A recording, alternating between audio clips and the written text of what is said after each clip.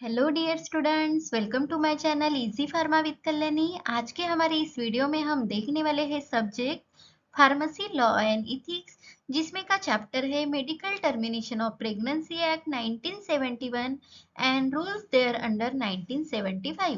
तो पूरा चैप्टर हमने एक ही वीडियो में कवर किया गया है, तो वीडियो को जो है लास्ट तक जरूर देखिए और एक लाइक जरूर करें।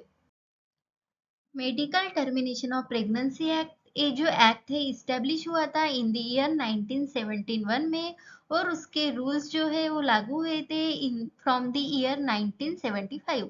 तो इस पर भी जो है एग्जाम्स में क्वेश्चन आते हैं, तो कौन सा एक्ट कौन सी ईयर में इस्टेब्लिश या पब्लिश हुआ था ये आपको पता होना चाहिए। तो मेन ऑब्जेक्टिव इसका ये है, देखिए क्या है, termination of certain pregnancies by registered medical practitioner and for the matters connected therewith. तो इस चैप्टर में आपका मेन ऑब्जेक्टिव ये है कि कुछ सर्टन प्रेगनेंसीज होती है, उसको अगर टर्मिनेट करना है तो रजिस्टर्ड मेडिकल प्रैक्टिशनर जो होते हैं उन्हीं के हाथों से वो टर्मिनेट होनी चाहिए। एंड इसके रिगार्डिंग जो भी मैटर्स है उसके बारे में इस जो चैप्टर है उसका मेन ऑब्जेक्टिव है। तो वो हो गया मेन ऑब्जेक्टिव। तो इसके कुछ जनरल ऑब्जेक्टिव भी है, वो देखते हैं। तो क्या है first general objective, aims to improve the maternal health scenario by preventing the large number of unsafe abortions and consequent high incidence of maternal mortality and the morbidity. तो इस जो एक्ट का मेन यानी एम ये है कि जो unsafe abortions है उसको प्रिवेंट करके जो मैटरनल हेल्थ है उसको इम्प्रूव कैसे किया जाता है, या फिर जो मैटरनल मोर्टेलिटी वगैरह रेट आपको इंसिडेंस हाई दिख रहे हैं तो उसको कंट्रोल में कैसे रख सकते हैं। तो ये मेन एम है इसका। सेकेंड, लीगलाइज अबॉर्शन सर्विसेज, जो अबॉर्शन सर्विसेज दी जा रही है वो लीगलाइज ही होनी चाहिए। थर्ड है, promotes the access to safe abortion services to women.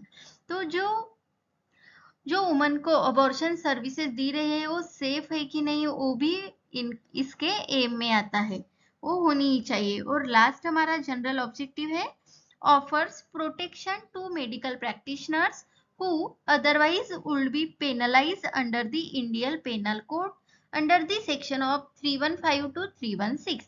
तो हमारे जो मेडिकल प्रैक्टिशनर्स होते हैं जो टर्मिनेट कर रहे हैं प्रेगनेंसीज, तो उनका भी कुछ क्राइटेरिया होता है कि वो उनको एक्सपीरियंस क्या होना चाहिए, उनका जो एजुकेशन है वो क्या होना चाहिए। अगर उस क्राइटेरिया में वो नहीं है तो उनको जो है पेनलाइज किया जा सकता है under the Indian penal code IPC section 315 या 316 के अंडर उनको जो है पेनलाइज किया जा सकता है। तो ये थे general objective for termination of pregnancies act. उसके बाद में है circumstances for termination of pregnancy bye registered medical practitioner. तो यहाँ पे कुछ सर्कमस्टेंसेस दिए हैं for the termination of pregnancy. तो देखिए, the registered medical practitioner may terminate a pregnancy when it is not more than 12 weeks old. अगर वो जो प्रेगनेंसी है 12 वीक से ज्यादा वाली प्रेगनेंसी नहीं है, वो तभी जो है registered medical practitioner pregnancy terminate कर सकते हैं। तो उसके लिए भी कंडीशंस है। देखिए दो कंडीशंस है। Condition A, serious injury to physical और mental health of the woman. अगर वो वुमन जो है फिजिकली या मेंटली हेल्थ उसकी सीरियस है तभी अगर 12 वीक्स ओल्ड के प्रेगनेंसी जो है रजिस्टर्ड मेडिकल प्रैक्टिशनर टर्मिनेट कर सकती है। सेकंड कंडीशन ये है कि child to be born will be seriously handicap. अगर बच्चा जो है वो हैंडीकैप है सीरियसली, तभी वो जो रजिस्टर्ड मेडिकल प्रैक्टिशनर है वो इजीली 12 वीक्स ओल्ड की कम प्रेगनेंसी को जो है टर्मिनेट कर सकते हैं। सेकेंड सर्कमस्टेंसेस ये है, more than 12 week but less than 20 week. अगर 12 वीक से ज्यादा और 20 वीक से कम वाली प्रेगनेंसी है तो देखिए क्या कर सकते हैं। If pregnancy cause because of rape or as a result of failure of any contraceptive device used by any married woman or her husband for the purpose of family planning, it may be presumed to constitute a grave injury to the mental health of the pregnant woman। देखिए, अगर वो जो pregnant woman की pregnancy है 12 week से ज्यादा और 20 weeks के इस क्राइटेरिया में आती है, लेकिन वो प्रेगनेंसी ड्यू टू रेप है या फिर कुछ कॉन्ट्रासेप्टिव डिवाइस के फेल्यूर की वजह से हुई है, तभी वो रजिस्टर्ड मेडिकल प्रैक्टिशनर जो है वो प्रेगनेंसी को टर्मिनेट कर सकते हैं। एक था 12 वीक्स ओल्ड के कम वाले, जिसके लिए दो कंडीशन थी। सेकंड थी हमारी 12 वीक्स से ज्यादा लेकिन 20 वीक्स से कम वाली प्रेगनेंसी को टर्मिनेट करने के लिए कुछ पॉइंट्स थे। उसके बाद में नेक्स्ट है वुमन विथ 18 ईयर्स और more with her return consent. तो जो वुमन जो प्रेगनेंसी टर्मिनेट अबॉर्शन कर रही है तो वो 18 ईयर्स या 18 ईयर्स के ऊपर होनी चाहिए और उसके पास रिटर्न कंसेंट भी होना चाहिए कि मुझे जो प्रेगनेंसी है वो टर्मिनेट करनी है करके, तभी जो है रजिस्टर्ड मेडिकल प्रैक्टिशनर जो है उसकी प्रेगनेंसी टर्मिनेट कर सकते हैं। नेक्स्ट पॉइंट है woman with less than 18 years. अगर जो वुमन है 18 ईयर्स से कम है तो उसकी प्रेगनेंसी टर्मिनेट कैसे कर सकते हैं? तो उसके लिए भी एक कंडीशन है, जो उसके साथ गार्डियन रहने वाले हैं उनका रिटर्न कंसेंट होना जरूरी है, तभी वो less than 18 years woman pregnant woman की जो है प्रेगनेंसी टर्मिनेट कर सकते हैं। तो इस एक्ट में जो है एक्सपीरियंस भी उन्होंने जो है दिया गया है, तो उसी एक्सपीरियंस में जो रजिस्टर्ड मेडिकल प्रैक्टिशनर है वो होने चाहिए या उतना ही ट्रेनिंग पीरियड जो है उससे ज्यादा उनका होना चाहिए। तो देखिए, this act prescribe the experience and training in gynaecology and obstetrics for registered medical practitioner who should have to terminate the pregnancy। तभी वो जो रजिस्टर्ड मेडिकल प्रैक्टिशनर है किसी भी प्रेगनेंसी को टर्मिनेट कर सकते हैं। तो देखिए, before commencement and after commencement जो एक्ट है वो अलग अलग यहाँ दिया गया है एक्सपीरियंस। तो फर्स्ट है before commencement of the act. तो क्या है देखिए, ट्रेनिंग और experience, it should have registration in state medical register and have more than 3 years of experience and practice in mentioned field। तो उनका जो है रजिस्ट्रेशन होना चाहिए रजिस्टर्ड मेडिकल प्रैक्टिशनर का स्टेट मेडिकल रजिस्टर में, और उनको जो एक्सपीरियंस है 3 ईयर से ज्यादा एक्सपीरियंस होना चाहिए एंड उनकी प्रैक्टिस मेंशन जो फील्ड है उनकी स्पेसिफिक, तो उसमें उनकी प्रैक्टिस एंड एक्सपीरियंस जो है 3 ईयर से ज्यादा होना चाहिए, तभी वो रजिस्टर्ड मेडिकल प्रैक्टिशनर जो है वो प्रेगनेंसी टर्मिनेट कर सकते हैं according to the medical termination of pregnancy act 1971। Second देखिए, after commencement of the act क्या है, should have completed 6 month of house surgery in gynaecology and obstetrics. तो उनका जो है गायनेकोलॉजी में हाउस सर्जेंसी में जो है 6 मंथ का ट्रेनिंग कंप्लीटेड होना चाहिए and more than 1 year experience in the practice of gynaecology and obstetrics at any hospital. किसी भी हॉस्पिटल में जो है गायनेकोलॉजी और ऑब्स्टेट्रिक्स में उनका जो है 1 ईयर का एक्सपीरियंस एंड 6 मंथ्स का जो है हाउस सर्जेंसी इन गायनेकोलॉजी उनका कंप्लीटेड होना चाहिए। ये क्राइटेरिया है after commencement of the act में। assist the registered medical practitioner in the performance of 25 cases of medical termination of pregnancy in hospital established or maintained by government for this purpose। ऐसे भी registered medical practitioner terminate कर सकते हैं जो under the government में जो hospitals आते हैं उसमें उनको अगर 25 cases medical termination of pregnancy के उन्होंने हैंडल किए गए हैं तो एज असिस्ट हो कर सकते हैं as a registered medical practitioner for termination of the pregnancy. Third point है registered medical practitioner who hold postgraduate degree or diploma in gynecology and obstetrics, the experience or training gained during the course of such degree or the diploma। तो ऐसे registered medical practitioner जिनका जो है post graduation degree और diploma gynaecology and obstetrics में complete हुआ है और उनको ड्यूरिंग दिस ट्रेनिंग जो डिग्री और डिप्लोमा कोर्स कर रहे हैं तो ड्यूरिंग दिस ट्रेनिंग उनका एक्सपीरियंस या ट्रेनिंग उन्होंने ली है, तो वही जो एक्सपीरियंस जो है काउंट किया जाता है for the termination of the pregnancy के लिए।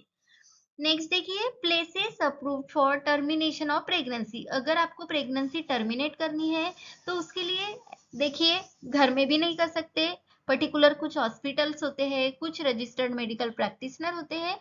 तो यहाँ आपको प्लेसेस जो according to government norms approved है कि नहीं, उसी प्लेसेस में जो है प्रेगनेंसी टर्मिनेट की जा सकती है। तो देखिए इसमें फर्स्ट पॉइंट है should have approval from government.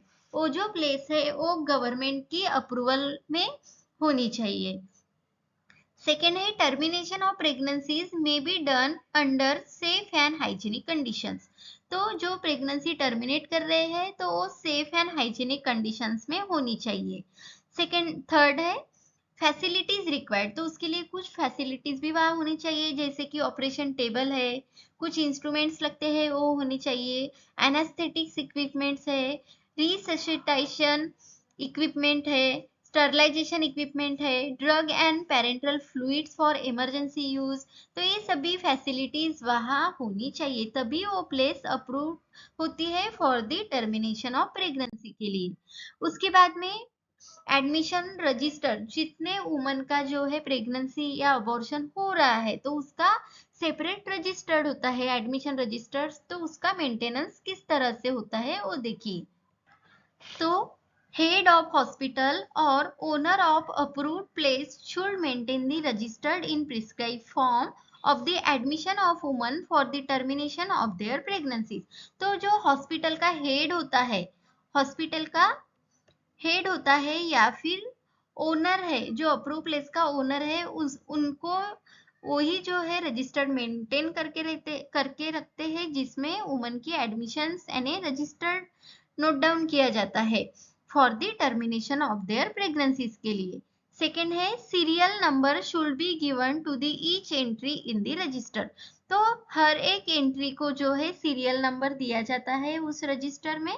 उसके बाद में fresh serial number need to be given in each calendar year. तो इतने सारे ईयर होते हैं तो हर ईयर का जो पहला है वो सीरियल नंबर यानी फ्रेश। अगर 2020 का पहला अबॉर्शन है तो उसको पहला, 2021 की फर्स्ट है तो उसको भी फर्स्ट। लेकिन यहाँ देखिए serial number of each year should be distinguishable. लेकिन जो वन तो रहेगा लेकिन कुछ तो भी वहां डिफरेंस होगा, तभी आपको रजिस्टर पता चलेगा कि 2021 का कौन सा है, 2020 का कौन सा है। और वो जो इंफॉर्मेशन होती है किसी के साथ भी डिस्क्लोज नहीं की जाती।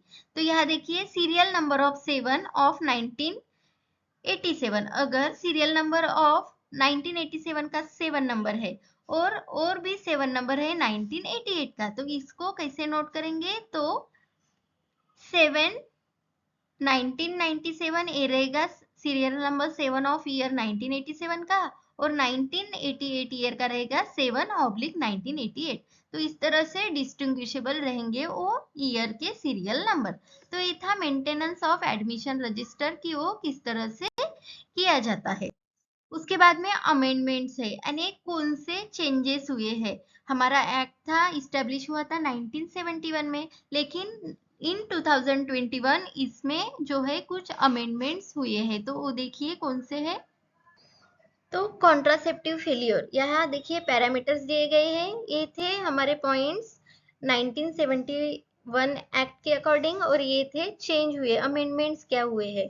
तो देखिए फर्स्ट है कॉन्ट्रासेप्टिव फेलियर। अगर मैरिड वुमन ने के जो है कॉन्ट्रासेप्टिव फेल की वजह से प्रेगनेंसी है तो वो मेडिकल प्रैक्टिशनर जो है वो टर्मिनेट कर सकते थे, लेकिन अब चेंज हुआ है। यहाँ पे देखिए both married and unmarried woman can available, यानी पहले सिर्फ मैरिड वुमन थी तो अब चेंज क्या हुआ है, तो married as well as unmarried women की जो है वो कॉन्ट्रासेप्टिव फेल्यूर की वजह से जो प्रेगनेंसी है वो टर्मिनेट कर सकते हैं अकॉर्डिंग टू दिस एक्ट।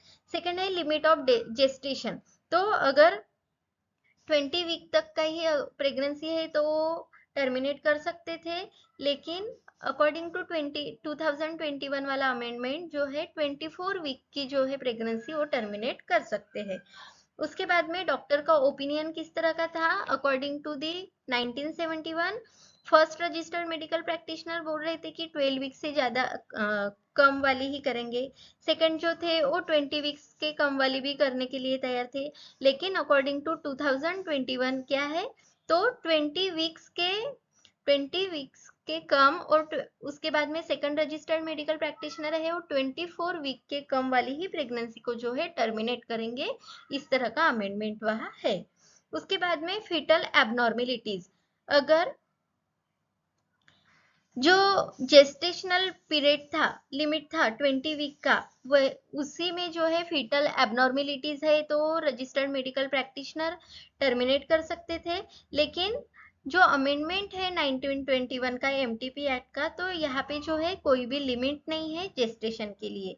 यानी फीटल एबनॉर्मेलिटीज है तो वो जो है कभी भी प्रेगनेंसी को टर्मिनेट कर सकते हैं। उसके बाद में कुछ ऑफेंसेस एंड पेनल्टीज है of the medical termination of pregnancy act के। तो देखिए, अगर termination of pregnancy bye a person who is not, अगर ऐसा पर्सन प्रेगनेंसी टर्मिनेट कर रहा है जो रजिस्टर्ड मेडिकल प्रैक्टिशनर नहीं है, उसको उसकी ट्रेनिंग नहीं है, उतना एक्सपीरियंस नहीं है, इस तरह का जो रजिस्टर्ड मेडिकल प्रैक्टिशनर अगर प्रेगनेंसी टर्मिनेट कर सकता है तो उसके लिए पेनल्टीज है, punishable under the Indian penal code. तो आईपीसी के अंडर में उसको पनिशेबल किया जा सकता है। सेकेंड ऑफेंसेस देखिए क्या है, any person who wilfully contravenes और fail to comply with the requirements of any regulations made by state government. State government ने कुछ रेगुलेशंस रिक्वायरमेंट्स जो रखे हैं, अगर वो विलफुली वो पर्सन कंप्लीट नहीं कर रहे तो उनको जो है 1000 रुपीज का फाइन या पेनल्टीज उनको रह सकती है। तो ये थे offences and penalties of medical termination of pregnancy act 1917। Thank you dear students for watching the video अच्छा लगे तो लाइक जरूर करें, अपने दोस्तों के साथ शेयर करें। कुछ क्वेरीज है तो कमेंट करें। अभी तक चैनल को सब्सक्राइब नहीं किया तो सब्सक्राइब जरूर करें ताकि ऐसे ही चैप्टर्स के नोट्स आपको इजी वे से मिले। हमारा जो टेलीग्राम और इंस्टाग्राम पे पेज है इजी फार्मा विद कल्याणी, वहाँ ज्वाइन करें ताकि आपको नोट्स है, क्विज है, कॉम्पिटेटिव एग्जाम का प्रिपरेशन है, उसके लिए ईजी हो जाए इसीलिए। Thank you.